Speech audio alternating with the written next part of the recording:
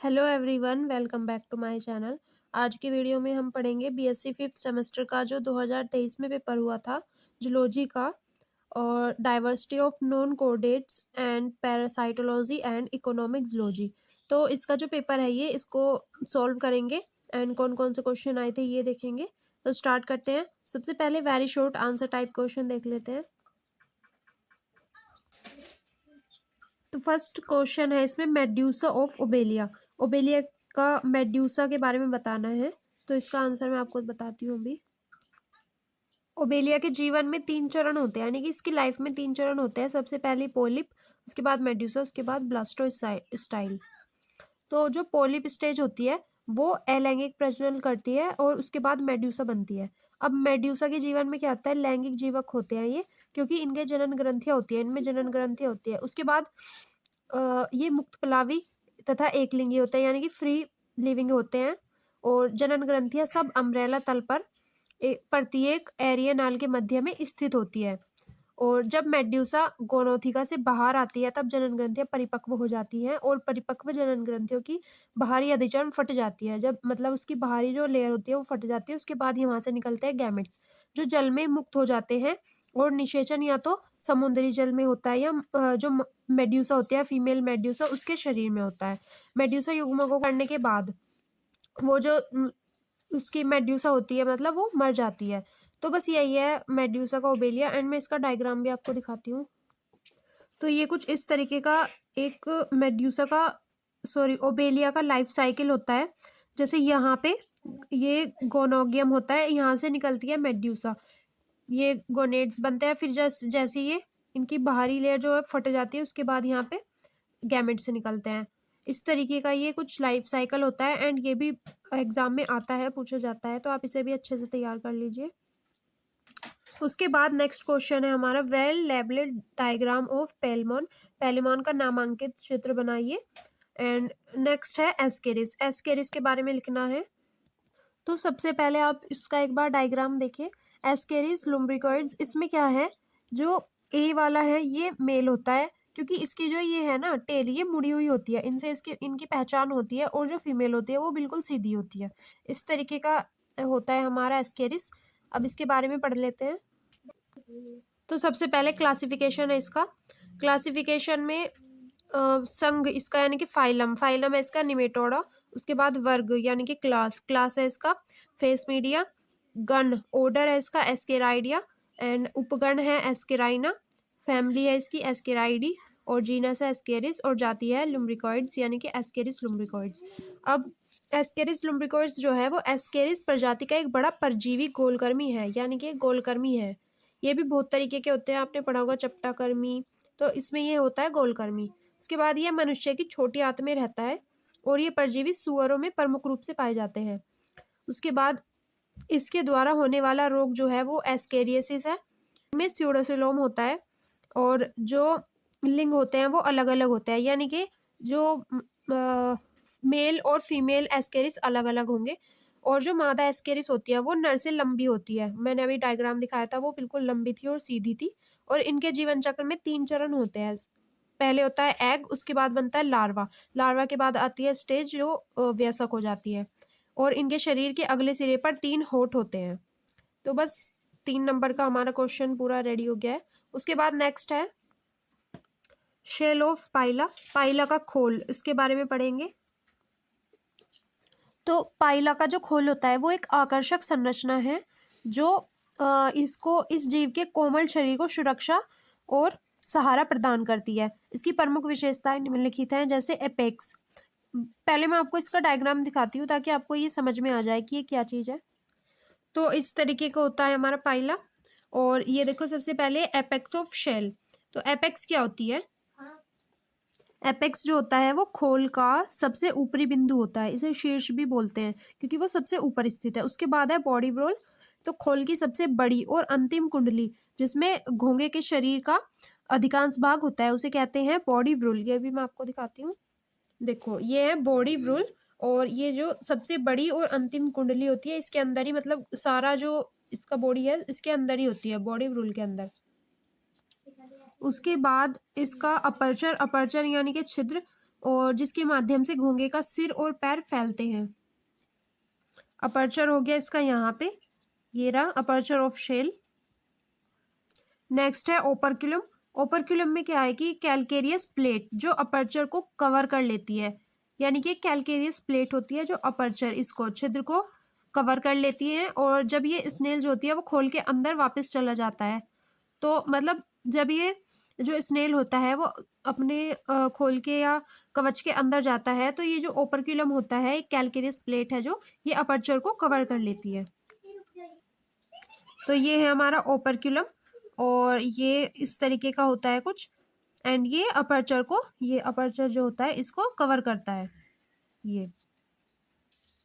उसके बाद है हमारी अम्बिलिकस। नाभि जो होती है खोल के आधार यानी कि बेस में एक छोटा सा ओपनिंग होती है, या बेस के बीच में एक छोटी सी ओपनिंग होती है, ये हमारी अम्बिलिकस। और ये जो यहाँ पे इसकी जब पूरी बॉडी है तो इसके बीच में छोटी सी एक ओपनिंग होगी, उसे कहते हैं अम्बिलिकस। तो इस तरीके का शेल की बॉडी होती है। एंड लास्ट बचा है इसका कार्य, तो शिकारियों और पर्यावरण के खतरों से सुरक्षा करने के लिए, मतलब कवच जो होता है इसका। उसके बाद है शरीर को सहारा प्रदान करने के लिए, एंड खोल में नमी प्रदान करती है जिससे जो घोंघा होता है या स्नेल होता है वो सूखने से बचता है, या पाइला, ठीक है, तो वो सूखने से बचता है। नेक्स्ट क्वेश्चन है हमारा शुगर केन लिफोपर और गन्ना लिफोपर, ये क्या होता है? इसका आंसर है गन्ने के लीफहॉपर को पायरिला पुर्पसिला कहते हैं। यह पूरे भारत में पाया जाता है। यह गन्ने की फसल को अधिक हानि पहुंचाता है। यह उत्तर प्रदेश के पश्चिमी जिले में अधिक सक्रिय होता है। यद्यपि यह मुख्यतः गन्ने का नाशक कीट है, यानी कि एक तरह का कीट है जो गन्ने के लिए बहुत हानिकारक है, किंतु यह मक्का, गेहूं, जौ, जई, बाजरा आदि पर भी आक्रमण करता है। उसके बाद इसका क्लासिफिकेशन, इसकी क्लास है इंसेक्टा, ऑर्डर है इसका हेमिप्टेरा, फैमिली फल्गोराइडिया, और उसके बाद जीनस है इसकी पायरिला, और स्पेसीज है इसकी पुर्पसिला। उसके बाद इसकी आकारिकी और जीवन चक्र, ये पीले रंग का 8 से 10 mm लंबा होता है। शीर्ष आगे की ओर तुंड के रूप में निकला होता है, और जिस पर लाल रंग के 2 नेत्र होते हैं। पायरिला पूरे वर्ष जनन करता है। अप्रैल व मई के महीने में मादा पत्तियों की निचली सतह पर समूह में 300 से 500 अंडे दे देती है, और इस तरीके के देखो इसके एग होते हैं, ये यहाँ पे एग है। उसके बाद निम्फ, उसके बाद एडल्ट, इस तरीके के होते हैं, और इसका मुंह जैसे ये है। उसके बाद 2 आंखें होती है लाल रंग की। नेक्स्ट इसमें थोड़ी सी क्षति पढ़ लेते हैं हम, हानि क्या क्या करती है ये। तो निम्फ तथा वयस्क गन्ने की मांसल पत्तियों का रस चूसती है, जिससे जो पत्तियां होती है वो पीली पड़कर सूख जाती है। उसके बाद जो रोकथाम या नियंत्रण कर सकते हैं हम, प्रिवेंशन एंड कंट्रोल, तो उसमें क्या है कि अंड समूहों को एकत्रित करके जला देना चाहिए तथा फिनाइल की स्प्रे करना चाहिए। केवल पायरिला रोधी किस्मों CO 365 तथा CO 957 को ही बोना चाहिए। उसके बाद क्वेश्चन नंबर 6 जो है वो है पैरामीशियम की संरचना का वर्णन कीजिए। तो पैरामीशियम की संरचना का वर्णन करना है, तो ये हमारा पैरामीशियम इस तरीके का होता है। एंड देखो इसके बॉडी पार्ट नेम भी लिखे हुए हैं पैरामीशियम के, फूड वैक्यूल्स और सीलिया, ये जो बाहर की ओर होते हैं सीलिया होता है, उसके अंदर जो होती है वो पेलिकल। पैरामीशियम की संरचना, पैरामीशियम स्लीपर आकार और सिगराकार या तुर्क के आकार का एक जीव है। पैरामीशियम को स्लीपर जंतुक भी कहते हैं। इसका शरीर लंबा, अग्र सिरा कुंद तथा गोलीय तथा पश्च शिरा कुछ नुकीला होता है। इसके शरीर में मुख तल या अधर तल जो ओरल या वेंट्रल सरफेस होता है, और अपमुख जो एबोरल होता है तल अलग अलग पहचाने जा सकते हैं। एंड उसके बाद है मुख खांच, ओरल ग्रूव। इसके शरीर के अधर तल पर एक तिरछा तथा छिछला गर्त होता है, जिसे मुख खांच या ओरल ग्रूव कहते हैं। शरीर के मध्य से प्रारंभ होती है और शरीर के अगले सिरे के बाएं पार्श्व तक फैली होती है। नेक्स्ट हम पढ़ते हैं पेलिकल के बारे में। तो पैरामीशियम के शरीर का बाहरी आवरण जीवित क्यूटिकल झिल्ली होती है, जिसे तंतुक कहते हैं, और जो तंतुक होते हैं उनमें नियमित रूप से पंचभुजी गर्त दिखाई देती है। प्रत्येक पंचभुजी गर्त के मध्य में एक पक्षमाभ यानी कि सीलियम निकला होता है, ठीक है। नेक्स्ट है पक्षमाभ या सीलिया क्या होते हैं। पैरामीशियम के पूरे शरीर पर असंख्य महीन छोटे छोटे रोम समान पक्षमाभ होते हैं। इनकी लंबाई 10 म्यू से 12 म्यू तक होती है और पश्च सिरे के कुछ पक्षमाभ बड़े होकर एक पुच्छ या गुच्छा मतलब एक गुच्छे में कुडाल टफ्ट बनाते हैं और इसी रचना के कारण इस जाति का नाम कॉडेंटम दिया जाता है। उसके बाद है पैरामीशियम की आंतरिक संरचना। वो तो मतलब बाह्य स्ट्रक्चर था सीलिया वगैरह एंड ओरल ग्रूव और पेलिकल। उसके बाद हम पढ़ते हैं आंतरिक संरचना। तो इसमें सबसे पहले साइटोप्लाज्म आता है। तंतुक के नीचे यानी कि पेलिकल के नीचे कोशिका द्रव्य साइटोप्लाज्म होता है। यह दो भागों में बटा होता है। एक तो बहिर्द्रव्य परिधीय संकरा स्वच्छ और गाढ़ा होता है जिसे एक्टोप्लाज्म कहते हैं। जो मतलब बाहर का द्रव्य होता है उसे एक्टोप्लाज्म कहते हैं और इसी भाग में अर्ध पक्षमाभी तंत्र या ट्राइकोसिस्ट होती है। कोशिका द्रव्य का भीतरी भाग जो होता है वो बड़ा कणदार और अर्ध तरल एंडोप्लाज्म होता है। अंदर का मतलब एंडोप्लाज्म। तो इस भाग में माइटोकॉन्ड्रिया गोल्जिकाएं राइबोसोम्स और क्रिस्टल्स संचित भोजन कणिकाएं आदि होती है। नेक्स्ट है कॉन्ट्रेक्टाइल अपर्चर्स और इसमें आती है हमारी संकुचनशील उपकरण। पैरामीशियम में दो संकुचनशील रिक्तिकाएं होती हैं। ये शरीर के पृष्ठ सतह के निकट दोनों सिरों में पाई जाती हैं और प्रत्येक संकुचनशील रिक्तिका पृष्ठ सतह की तंत्विक में स्थित एक स्थायी छिद्र द्वारा बाहर खुलती है। उसके बाद आते हैं ओरल अपर्चर्स। ओरल उपकरण। पैरामीशियम में ओरल खांच अधरतल पर पीछे की ओर नली समान मार्ग बनाती है जिसे नलाकार कोश या वेस्टिब्यूल कहते हैं। उसके बाद है साइटोपाइग। पैरामीशियम के पश्च सिरे के निकट कोशिका मुख से कुछ पीछे तथा दाईं ओर एक्टोप्लाज्म तथा तंतुक का एक छोटा सा भाग निर्भ होता है। मल त्याग के समय इस भाग में एक अति छोटा साइटोपाइक दिखाई देता है। तो ये हमारी पैरामीशियम की आंतरिक और बाह्य संरचना हो गई। उसके बाद नेक्स्ट क्वेश्चन है हमारा टीनोफोरा के विशिष्ट लक्षण बताइए। तो टीनोफोरा कोम्ब जेली या सी वॉलनट्स जैसे लगभग 80 समुद्री जातियों का एक छोटा सा समूह अथवा संघ है। पहले इन्हें संघ सिलेंट्रेटा के साथ वर्गीकृत किया जाता था। उसके बाद हेचेक ने सन 1889 में इन्हें एक अलग संघ टीनोफोरा के अंतर्गत रखा। अब इस संघ की सामान्य लक्षण क्या है। तो ये एकमात्र रूप से समुद्री सतह पर तैरने वाले प्राणी हैं। इनका शरीर पारदर्शी तथा द्विअरीय सम्मति यानी कि बायरेडियल सिमेट्री वाला होता है और इस संघ में शरीर विखंडित नहीं होता। शरीर बहुत कुछ गोलाकार लंबी नाशपत्ती जैसा होता है किंतु कुछ सदस्य चपटे भी होते हैं। देहभित्ति 3 स्तरों की बनी होती है। बाह्य भित्ति दंश कोशिकाओं से रहित एपिडर्मिस। उसके बाद भीतर की ओर गैस्ट्रोडर्मिस तथा मध्य में पेशी तंतु व छितरी कोशिकाओं से बनी मोटी मेजोगीलिया होती है। पाचन तंत्र मुख स्टोमोडियम तथा गैस्ट्रोवैस्कुलर नलिकाओं का बना होता है। उसके बाद है इनमें सीलोम अनुपस्थित होते हैं।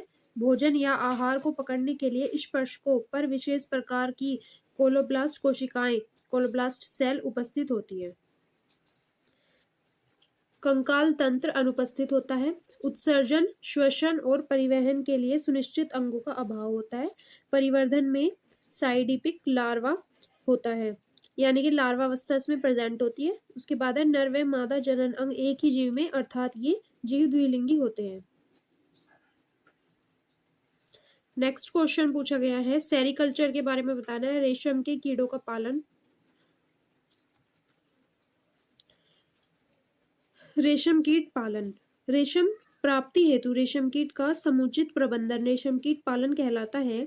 संपूर्ण विश्व में रेशम कीट की विभिन्न प्रजातियां पाई जाती हैं जो अपने पर्यावरण के अनुसार रेशम की विभिन्न किस्मों का उत्पादन करती हैं। रेशम कीट सिल्कवॉर्म।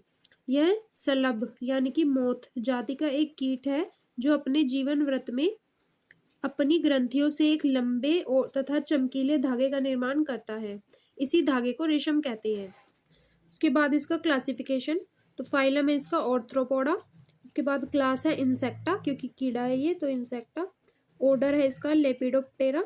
जीनस बॉम्बिक्स और स्पीसीज है मोराई इसलिए इसे बॉम्बिक्स मोराई भी कहते हैं। उसके बाद है रेशम कीट की जातियां स्पीसीज ऑफ सिल्कवर्म। रेशम उद्योग में रेशम कीट की निम्न जातियों का विशेष महत्व है। पहली है शहतूत का रेशम कीट बॉम्बाइक्स मोरा, ये इम्पोर्टेंट है, ये भी पूछा जाता है। इसे शहतूत की पत्तियों पर पाला जाता है। इसके लार्वा शहतूत की पत्तियों का भोजन के रूप में ग्रहण करते हैं। इसी कारण इसको शहतूत का रेशम कीट कहा जाता है। इससे प्राप्त रेशम सफेद अथवा क्रीम रंग का सबसे उत्तम रेशम है। उसके बाद है बॉम्बिक्स मोराई, चीन की देशज जाति है। यह कुल बॉम्बिक्साइडी का सदस्य है। यह जाति सबसे अधिक पाली जाती है। नेक्स्ट है टसर रेशम कीट एंथीरिया पेफिया। इसमें क्या है, इसका लार्वा बेर, गूलर तथा ओक आदि पेड़ों की पत्तियां खाता है और इसका कोकून हल्के भूरे अथवा पीले रंग का होता है। इस कीट को आसानी से नहीं पाला जा सकता। इसके कोकून जंगलों से प्राप्त किए जाते हैं। इससे प्राप्त रेशम टसर रेशम कहलाता है। नेक्स्ट है मूंगा रेशम कीट एंथीरिया अस्मेंसिस। इसका लार्वा मेचिलिस तथा दालचीनी आदि पेड़ों की पत्तियां खाता है। इसका कोकून दूधिया अथवा पीले रंग का होता है। इससे प्राप्त रेशम मूंगा रेशम कहलाता है। नेक्स्ट है एरी रेशम कीट फ्लोसमिया रिसिनी। अरंड की पत्तियों पर पाया जाता है ये, और इससे प्राप्त रेशम लाल अथवा सफेद रंग का तथा कम चमकदार होता है। यह रेशम अरंडी रेशम भी कहलाता है, इरी सिल्क। नेक्स्ट है देव मूंगा रेशम कीट थायोपेलिया रिलीजियोसी। इसका लार्वा फाइकस अथवा मेचिलिस आदि पेड़ों की पत्तियों को खाता है। इससे प्राप्त होने वाला रेशम खुरदुरा तथा मजबूत होता है, जिसका उपयोग मछली पकड़ने वाले जाल बनाने के लिए किया जाता है। उसके बाद है ओक रेशम कीट एंथीरिया परनाई। तो इसमें क्या होता है, यह चीन तथा जापान में पाया जाता है। इसे प्राप्त रेशम अच्छी किस्म का होता है। नेक्स्ट शहतूत के रेशम कीट का जीवन चक्र पढ़ लेते हैं। बॉम्बिक्स मोराई का शरीर दृढ़ लगभग 4 से 5 सेंटीमीटर लंबा तथा क्रीम रंग का होता है। इसका शरीर सिर, वक्ष तथा उदर में बटा होता है। इसके सिर पर एक जोड़ी संयुक्त नेत्र, एक जोड़ी संगिकाएं तथा चूसने के लिए अनुकूल मुंगाक होते हैं। वक्ष में 2 जोड़ी पंख तथा 3 जोड़ी संयुक्त टांगे पाई जाती है। पंख शल्कों से आवृत तथा फैले हुए होते हैं। आंसर हमारा कंप्लीट हो गया है। नेक्स्ट सेक्शन सी चल गया है। इसमें लॉन्ग क्वेश्चन आते हैं, जिनमें से 3 करने होते हैं 5 में से। तो सबसे पहला क्वेश्चन दिया हुआ है, explain canal system in sycon. Sycon में नाल प्रणाली की व्याख्या कीजिए। इसका आंसर है, साइकोन में छिद्रों तथा नालों से बना एक जटिल तथा विशिष्ट तंत्र उपस्थित होता है, जिसे नाल तंत्र या कैनाल सिस्टम कहा जाता है। नाल तंत्र में निम्नलिखित अवयव उपस्थित होते हैं। सबसे पहला होता है ओस्टिया या चर्मीय छिद्र, ओस्टिया डर्मल पोर। और देखो ये इसका डायग्राम है कैनाल सिस्टम का साइकोन के। ओस्टिया या चर्मीय छिद्र, ओस्टिया डर्मल पोर।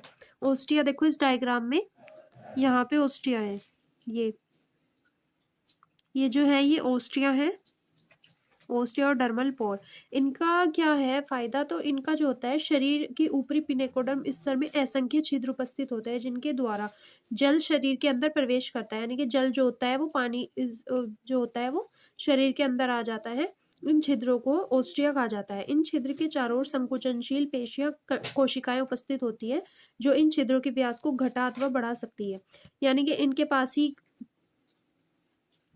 इनके पास में जो कोशिकाएं उपस्थित होती है संकुचनशील, तो वे क्या करती हैं कि इनको बढ़ाती है। जब पानी अंदर आता है तो बढ़ाती है, एंड फिर उसके बाद जब पानी अंदर चला जाता है उसके बाद वो सिकुड़ जाती हैं, जिससे कि ये पानी जो है वो बाहर ना जा सके।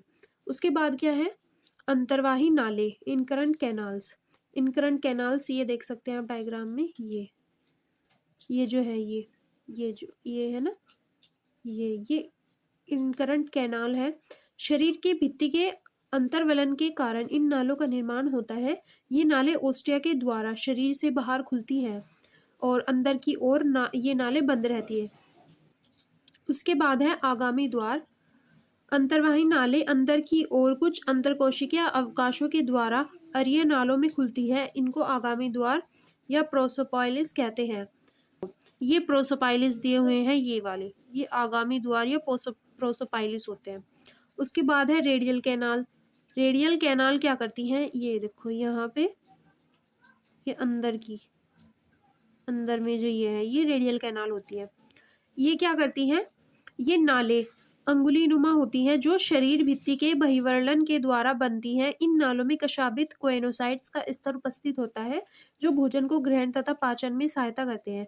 ये नाले बाहर की ओर बंद होती है परंतु अंदर की ओर स्पंज गुहा में दूसरे प्रकार के छिद्र जिन्हें अबद्वार कहते हैं की सहायता से खुलती है। उसके बाद है स्पंज गुहा स्पॉन्जोशील। यह स्पंज की केंद्रीय गुहा होती है।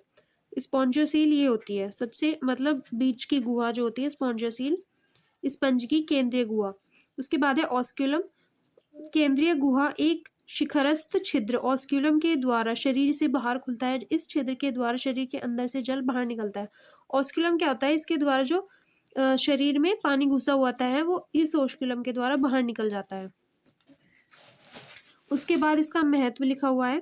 तो स्पंज के शरीर में नाल तंत्र का एक विशेष महत्व है। इस तंत्र के द्वारा जलधारा शरीर में प्रवाहित होती है तथा जल के साथ विभिन्न श्वसन गैसें शरीर में प्रवेश करती हैं। ऑक्सीजन शरीर कोशिकाओं के द्वारा ग्रहण कर ली जाती है तथा कार्बन डाइऑक्साइड जल में शरीर कोशिकाओं से विसरित होकर शरीर से बाहर निकाल दी जाती है।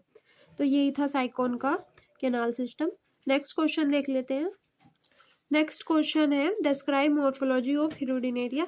हिरोडिनेरिया की बाह्य संरचना का वर्णन कीजिए। बाह्य आकार की यानी कि एक्सटर्नल मॉर्फोलॉजी ऑफ हिरोडिनेरिया। सबसे पहला है आकार और परिमाप, शेप एंड साइज।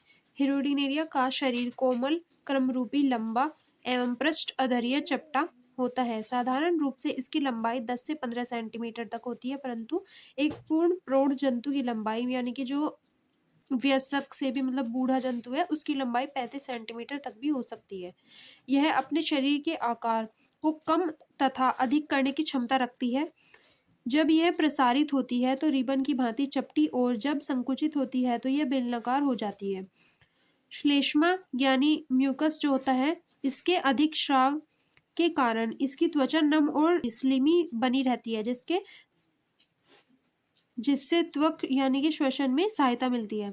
उसके बाद रंग, इसकी पृष्ठ सतह जैतूनी रंग हरे रंग की और अधर सतह नारंगी रंग की या नारंगी लाल रंग की होती है। इसके दोनों पार्श्वों में नारंगी या पीले रंग की स्पष्ट धारियां होती है जो कि पृष्ठ सतह पर पहले खंड से गुदा तक एक सतत या कटिफटी मध्यवर्ती धारी होती है, मीडियन स्ट्रिप होती है। नेक्स्ट है खंडी भवन। तो इसमें क्या होता है, जो का शरीर 33 खंडों में विभक्त होता है जिन्हें मेटामर्स या देहखंड सोमाइट्स कहते हैं। पहले 2 या अंतिम 7 खंडों को छोड़कर शेष खंडों में से प्रत्येक खंड फिर से खांचों द्वारा रिंग्स या छल्लों में उपविभाजित प्रतीत होता है।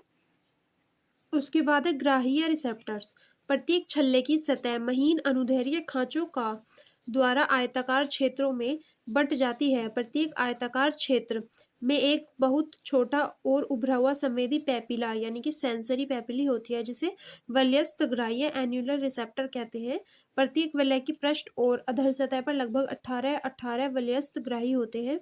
इन ग्राहियों के अलावा प्रत्येक खंड के पहले वलय की ऊपरी सतह पर 4 जोड़ी और निचली सतह पर 3 जोड़ी खंडीय ग्राही सेगमेंटल रिसेप्टर्स या संवेदिका नाम की बड़ी बड़ी संवेदी पैपिली भी होती है। पहले 5 खंडों में से प्रत्येक के पहले वलय की पृष्ठ सतह पर एक जोड़ी नेत्र या आईज होती है। इन खंडों को नेत्रीय खंड ओक्यूलर सेगमेंट्स कहा जाता है। अब देखो ये इसका डायग्राम है। इसमें क्या है, जो पहले 5 बताए हुए हैं ना, पहले 5 खंडों में आई होती है तो यहाँ पे आई, ये दोनों जो है ये आई है। उसके बाद ये माउथ है प्रोटोस्टोमियम। उसके बाद एंटीरियर सकर ये रहा और पोस्टीरियर सकर यहाँ पे होते हैं। ये एनस है यहाँ पे और सेगमेंट भी दिए हुए हैं। सेगमेंटल रिसेप्टर जो है ये सेगमेंटल रिसेप्टर ऑर्गन ये यहाँ पे होते हैं। ये इनके सेगमेंट दिए गए हैं, कितने सेगमेंट पर क्या है। फर्स्ट नेफ्रेडियोपोर है, उसके बाद मेल जेनाइटल पोर, फीमेल जेनाइटल पोर, ये ठीक है। ये फर्स्ट वाला जो है ये इसका डोर्सल व्यू है, सेकंड वाला वेंट्रल व्यू है। नेक्स्ट है शकर्स। शरीर के प्रत्येक सिरे पर एक खोखली पेशीय संरचना या रचना शकर्स होती है। सबसे पहले है एंटीरियर सकर यानी कि आगे वाले। तो अग्रस्थ या शीर्षस्थ सकर्स जो होते हैं प्रोस्टोमियम और शरीर के पिछले 3 कायखंडों से बना होता है। इसकी रूपरेखा अंडाकार होती है। देखो ये रहा प्रोस्टोमियम सकर ये। उसके 12 पोस्टीरियर सकर पिछले सिरे पर भी एक वृत्ताकार या अत्यंत पेशीय बिंब डिस्क होती है जिसे पश्च चूषक या पोस्टीरियर सकर या एनाल सकर कहते हैं। और दोनों सकर का कार्य मुख्य रूप से आसंजन या प्रचलन होता है, यानी कि ये चलने में सहायता करते हैं। और ये जो अग्र शकर होता है ये अशन क्रिया या फीडिंग में भी सहायक होता है, यानी कि फीडिंग में भोजन को प्राप्त करने के लिए भी सहायक होता है। उसके बाद बाह्य छिद्र यानी कि एक्सटर्नल अपर्चर्स। तो बाह्य छिद्र सबसे पहला है मुख। मुख में क्या है, एक संकरा एवं त्रिअरीय छिद्र होता है जो अग्र सकर के मुख पूर्वी कोष्ठ प्री ओरल चैम्बर के केंद्र में खुलता है। दूसरा है इसमें एनस। एनस क्या है, एक छोटा सा छिद्र होता है जो 26वें खंड के मध्य पृष्ठ में पश्च शकर के आधार पर खुलता है। नेक्स्ट है नेफ्रेडिया। 17 जोड़ी वृक्क रंध्रों द्वारा बाहर खुलते हैं। छठे से 22वें खंडों में से प्रत्येक के अंतिम वलय पर अधरतल में एक जोड़ी वृक्करंध्र होते हैं। उसके बाद है मेल जेनाइटल पोर। एक मध्य अधरीय छिद्र होता है जो 10वें काय खंड के दूसरे तथा तीसरे वलय के बीच की खांच में स्थित होता है। उसके बाद फीमेल जेनाइटल पोर होता है जो 11वें काय खंड के दूसरे एवं तीसरे वलों के बीच मध्य अधर में स्थित होता है। नेक्स्ट है बॉडी डिवीजन। तो जोंक के शरीर में 6 भाग हो सकते हैं। सबसे पहला होता है सिफेलिक रीजन, शीर्षस्थ भाग। इस भाग में पहले 5 खंड या नेत्र खंड होते हैं। इस भाग में प्रोस्टोमियम, एंटीरियर शकर, मुख और नेत्र सम्मिलित होते हैं। उस पूर्व क्लाइटेलम भाग जो होता है उसमें क्या होता है, छठे, 7वें और 8वें तीनों खंडों को मिलाकर क्लाइटेलियम पूर्वी भाग बनता है। इस भाग के सभी खंडों में वृक्क छिद्र होते हैं। नेक्स्ट होता है क्लाइटिमी भाग। इस भाग में 9, 10 और 11 3 खंड होते हैं। इस भाग की भित्ति अति ग्रंथिल होती है। इसमें वृक्करंध्र पाए जाते हैं। हिरोडिनेरिया में केचुए की भांति स्थायी क्लाइटेलम का अभाव होता है, बल्कि जनन काल में इस भाग के चारों ओर अस्थायी क्लाइटेलम का विकास होता है। तो फीमेल तथा मेल जेनाइटल पोर जो होते हैं वो क्रमशः 11वें खंडों के मध्य अधर भाग पर पाए जाते हैं। उसके बाद है मीडियल रीजन। तो 12वें से 22वें खंड तक के कुल 11 खंडों का ये भाग सबसे बड़ा होता है। इस भाग के सभी खंड पंचवलयी होते हैं और इनमें वृक्करंध्र पाए जाते हैं। नेक्स्ट है पुच्छ भाग, कोडाल रीजन। इस भाग में 23 से 26 तक कुल 4 खंड होते हैं। इन खंडों में वृक्करंध्रों का अभाव होता है। इनमें से 23वां जो खंड होता है वो त्रिवलयी तथा शेष तीनों खंड द्विवलयी होते हैं। और 26वें खंड के मध्य पृष्ठ भाग में एनाल अपर्चर भी होता है। उसके बाद है पोस्टीरियर सकर। यह 27वें खंड से 33वें खंड तक कुल 7 खंडों का बना होता है। यहाँ पे हमारा हिरोडिनेरिया का मॉर्फोलॉजी पूरा कंप्लीट हो गया है। नेक्स्ट क्वेश्चन है detailed account of appendage of prawn. Prawn के उपांगों का विस्तृत वर्णन। तो इसको पढ़ लेते हैं। तो सबसे पहले तो हमें ये जानना जरूरी है कि इसमें कितने जोड़ी उपांग होते हैं। तो पैलेमॉन या प्रॉन के शरीर के प्रत्येक खंड पर एक जोड़ी खंडयुक्त उपांग पाए जाते हैं। द्विशाखी आधार पर बने होते हैं, किंतु विभिन्न कार्यों के अनुरूप इनके आकार तथा परिमाप में भी भिन्नताएं पाई जाती हैं। पैलेमॉन में कुल 19 जोड़े उपांग होते हैं जो 3 भागों में बांटे जा सकते हैं। सबसे पहला है सिर उपांग, सिफेलिक अपेंडेज। इसमें 5 जोड़ी होते हैं। उसके बाद होता है थोरिक अपेंडेज, वक्ष उपांग 8 जोड़ी होते हैं। उसके बाद है उदर उपांग, एब्डोमिनल अपेंडेज, ये 6 जोड़ी होते हैं। तो पहले है उदरीय उपांग, एब्डोमिनल अपेंडेज ऑफ पैलेमॉन। तो पैलेमॉन में के उदर भाग में 6 जोड़ी उपांग उपस्थित होते हैं, जिनमें से प्रथम 5 जोड़ी प्लववाद, जबकि अंतिम जोड़ी यूरोपॉड कहलाती है। यूरोपॉड की 7 अंतिम खंड में एक टेल्सन भी उपस्थित होता है। प्रथम प्लववाद, फर्स्ट पैलापॉड, ये प्रारूपी प्लववाद के समान होते हैं, किंतु इनमें अपेंडिक्स इंटरना भी नहीं होती है तथा इनका एंडोपोरासाइट अपेक्षाकृत बहुत छोटा होता है। उसके बाद है द्वितीय प्लवपात।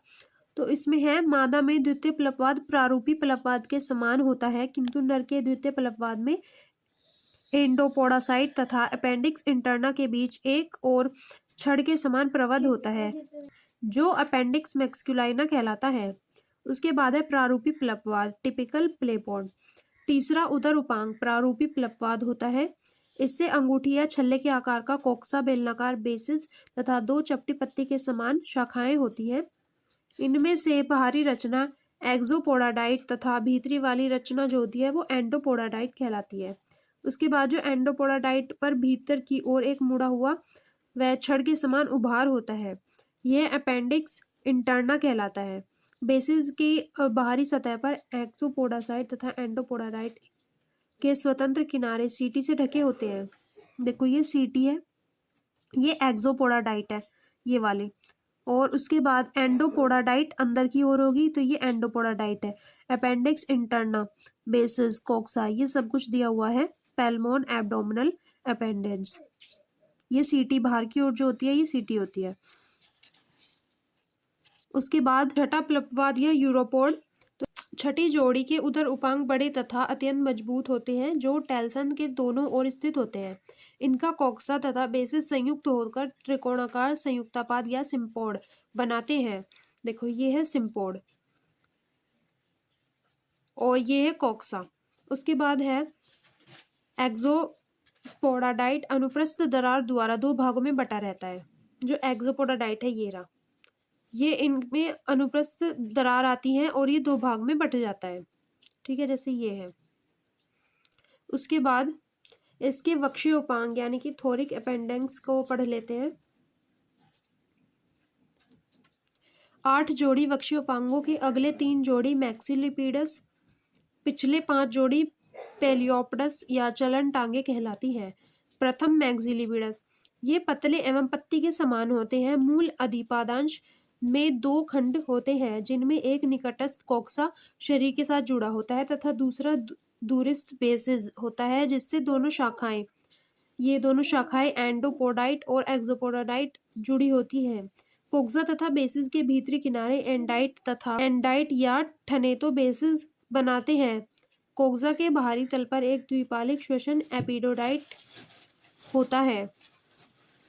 देखो यहाँ पे पहले मन का जो थोरिक अपेंडेज है उसकी पूरा डायग्राम दिया हुआ है। कोक्सा कहाँ पर है, बेसिस कहाँ पर है, और ये ब्लॉब्ड एपिडोइड्स। एक प्रारूपी चलन टांग में 2 संधियों वाला प्रोटोपोडाइट और 5 संधियों वाला एंडोपोडाइट होता है। और कोक्सा बेसिस इंचिजियम मेरम कॉर्पस प्रोपोडस तथा डेक्स्ट्रा स्टाइल सभी 7 पादखंडों एक रेखा में व्यवस्थित तथा गतिशील रूप से जुड़े होते हैं। देखो ये जो एक रेखा में है और गतिशील रूप से जुड़े हुए हैं, और ये इस तरीके की लैग होती है इनकी, और ये पार्ट होते हैं कार्पस मेरस, इस तरीके के कोक्सा यहाँ पे होता है। नेक्स्ट है हमारा पेल्मोन के सिर उपांग हेड अपेंडेज। तो इसमें 5 जोड़ी सिर उपांग उपस्थित होते हैं। सबसे पहला है एंटीन्यूले। पेलिमोन के नेत्रवृंतों के आधारों के नीचे दोनों ओर एक एक एंटीन्यूल पाया जाता है। इसके प्रोटोपोडाइट में प्रिकॉक्सा, कोक्सा एवं बेसिस 3 भाग होते हैं। इसके प्रिकॉक्सा की ऊपरी सतह पर एक गड्ढा पाया जाता है, जिसे संतुलन पुटी या स्टेकोसिस्ट एक छिद्र के द्वारा खुली होती है। इसका कोक्सा छोटा एवं बेलनाकार होता है, जबकि बेसिस लंबा होता है तथा इसमें शुंकों का अभाव होता है। बेसिस पर 2 लंबे स्पर्शदर्शक फीलर पाए जाते हैं। बाहर वाला स्पर्शदर्शक पुनः 2 शाखाओं में विभक्त होता है, जिसमें अंदर की शाखा बाहर वाली से छोटी होती है। उसके बाद है एंटीनी।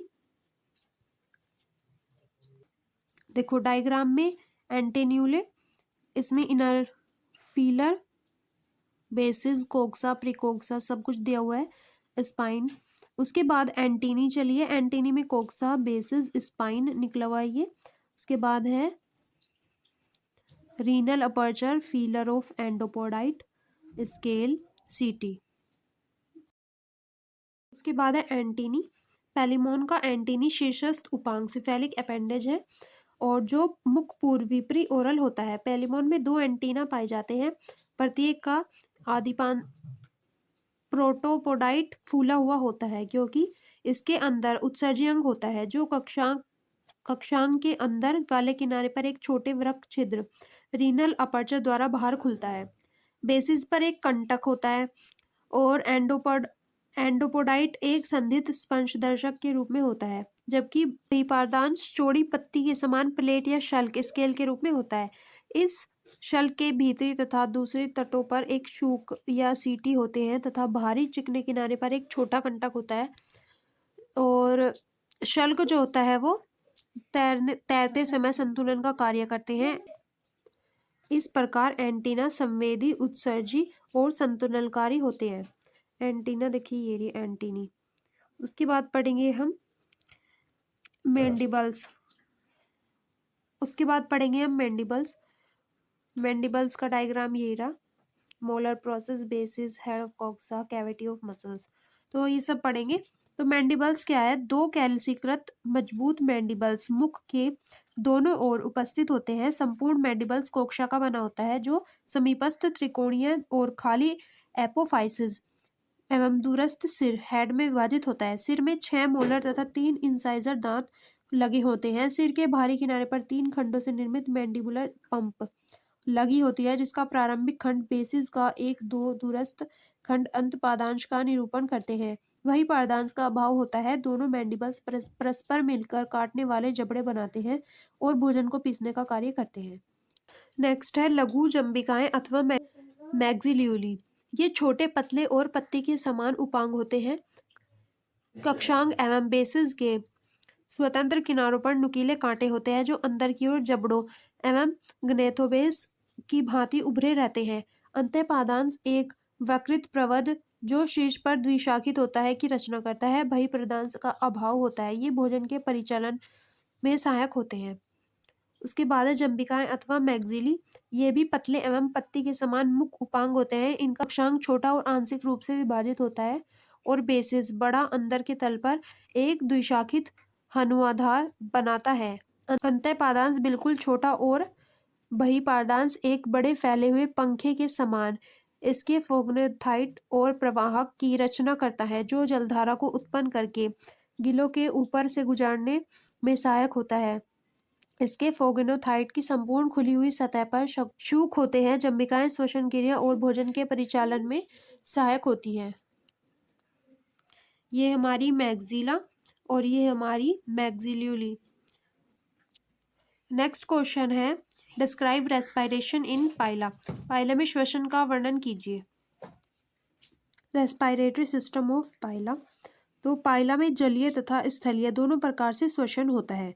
जलीय श्वसन के लिए टीनिएडियम या क्लोम गिल तथा स्थानीय श्वसन के लिए पल्मोनरी कोश होते हैं। एक जोड़ी न्यूकल लोब सहायक संरचनाओं की भांति कार्य करते हैं। तो सबसे पहले है टीनिएडियम या गिल। पाइला में केवल एक लंबा कंघी समान मोनोपेक्टिनेट क्लोम होता है जो मेंटल गुहा की दाईं ओर ब्रेंकियल कक्ष की पृष्ठ दीवारों से जुड़ा रहता है। इसकी रचना में एक लंबी टिनेडियम अक्ष होती है। यह मेंटल भित्ति से जुड़ी रहती है। इस कक्ष में एक अभिवाही और एक अपवाही रुधिर वाहिनियां होती हैं। टिनिडियल अक्ष पर एक पंक्ति में चपटे व तिकोने लेमेली जुड़े रहते हैं। टिनेडियम का डायग्राम है इस तरीके का होता है एंड इसमें टिनेडियल एक्सिस यहाँ पे होते हैं और इन्हें मतलब और भी अच्छी तरीके से समझाने के लिए ये डायग्राम दिया हुआ है। और टिनेडियल लैमेली, यहाँ पे लैमेली होती है, एक्सिस ये रहा, और ब्लड वेसल्स ये यहाँ पे होती है। प्रत्येक लैमेला अपने चौड़े आधार द्वारा टिनेडियल अक्ष से जुड़ा तथा ब्रेंकियल अक्ष में लटका रहता है। टिनेडियम के मध्य स्थित लैमेला सबसे बड़े होते हैं तथा दोनों ओर धीरे धीरे छोटे हो जाते हैं। प्रत्येक लैमेला का दायां किनारा छोटा होता है और अभिवाही किनारा एफरेंट साइड जो होती है वो कहलाती है तथा बायां किनारा अपवाही किनारा इफरेंट साइड कहलाता है। लैमेला के अगले तथा पिछले तल पर प्लेट्स होती है। ये अत्यंत संवहनीय होती है। ओतिकी ओती की हिस्टोलॉजी के आधार पर प्रत्येक लैमेला ब्रैंकियल एपिथेलियम के दो स्तरों का बना होता है जो एक संकरी स्थान द्वारा अलग रहते हैं। एपिथेलियम में तीन प्रकार की कोशिकाएं होती हैं। सबसे पहली है non ciliated columnar cells, ciliated columnar cells और ग्लैंडुलर सेल्स। इन स्तरों के आधार पर संयोजी उत्तक कोशिकाओं और तिरछी पेशियों के तंतु होते हैं। इनके नीचे पेनियल एपिथेलियम होते हैं। देखो ये है pallial epithelium, muscle fibre connective tissue यहाँ पे, बेसमेंट मेम्ब्रेन ये यहाँ पे होती है। और ये नॉन सिलिएटेड एपिथेलियम सेल्स है यहाँ पे। और यहाँ पे space between two epithelial layers, ये जो स्पेस है ये। उसके बाद ये सीलिया लगे हुए हैं, सिलिएटेड एपिथेलियल सेल्स ये है। नेक्स्ट पढ़ते हैं पल्मोनरी कोश, पल्मोनरी सैक। तो पल्मोनरी कोश एक बड़े थैले के समान रचना होती है जो मेंटल गुहिका के पल्मोनरी कोश में लटका रहता है। यह मेंटल के रूपांतरण से बना होता है और संवहनीय दीवारों का बना होता है। पल्मोनरी कोश एक खड़ी पल्मोनरी गुहा में खुलता है। पल्मोनरी छिद्र कपाट द्वारा सुरक्षित रहते हैं। उसके बाद है न्यूकल लोब या स्यूडोपोडियम। सिर के दोनों ओर तथा पाद के ऊपर एक मोटा कुंचनशील उभार न्यूकल लोब या स्यूडोपोडियम होता है। बायां न्यूकल लोब दाएं न्यूकल लोब की अपेक्षा बड़ा होता है। दोनों न्यूकल लोब श्वसन के समय साइफन बनाते हैं। इन्हीं से मेंटल गुहा में जल अंदर आता है और बाहर निकलता है। उसके बाद नेक्स्ट क्वेश्चन है हमारा, write characteristic features and classification of phylum Echinodermata up to order with example. Last question है, संघ इकाइनोडर्मेटा की मुख्य विशेषताएं एवं वर्गीकरण को वर्ग तक उदाहरण सहित समझाइए। सबसे पहले इकाइनोडर्मेटा की विशेषताएं पढ़ लेते हैं। तो इसमें सबसे पहली है कि रेडियल सिमेट्री होती है इनके शरीर में, और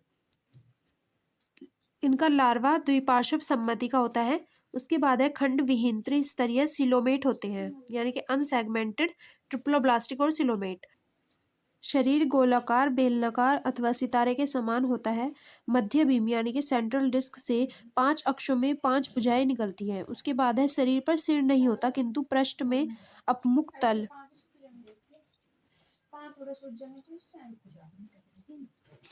सिर पर क्या दिमाग,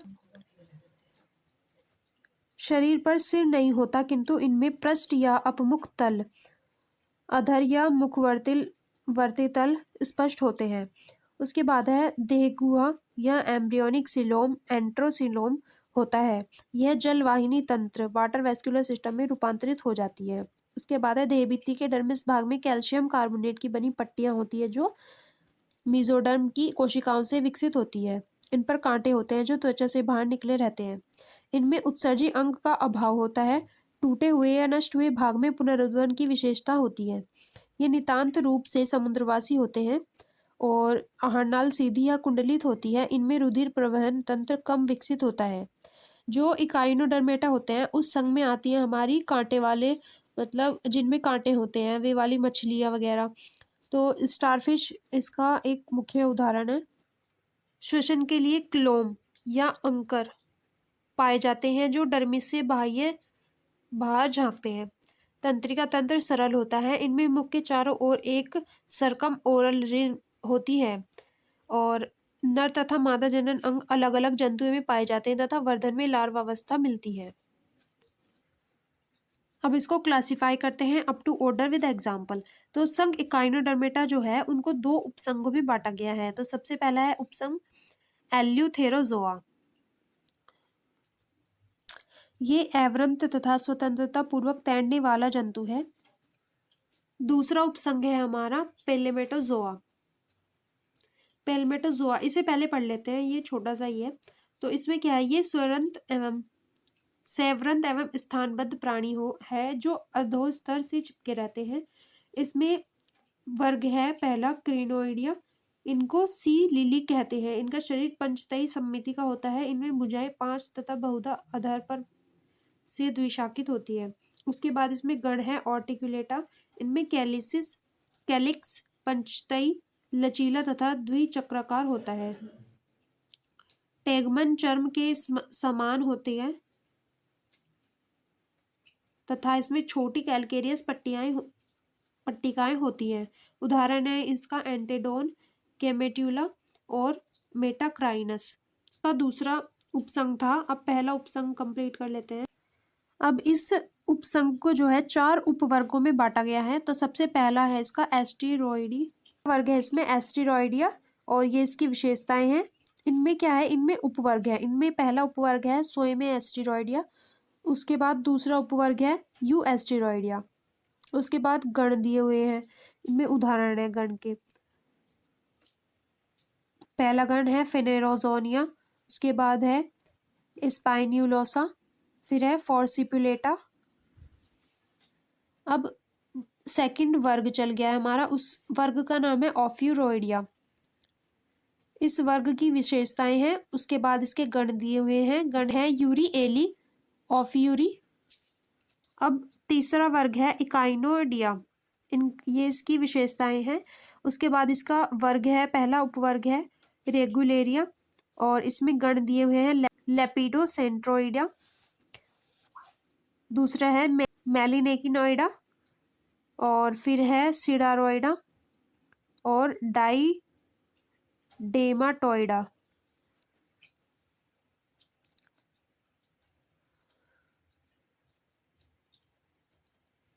और जो बी उपवर्ग है उसमें है इरिगुलेरिया, और इसके फिर गण दिए हुए हैं होलेक्टिपोइडा, कैसिडुलोइडिया, क्लाइपेस्टिराइडिया और स्पेंडोगोइडिया।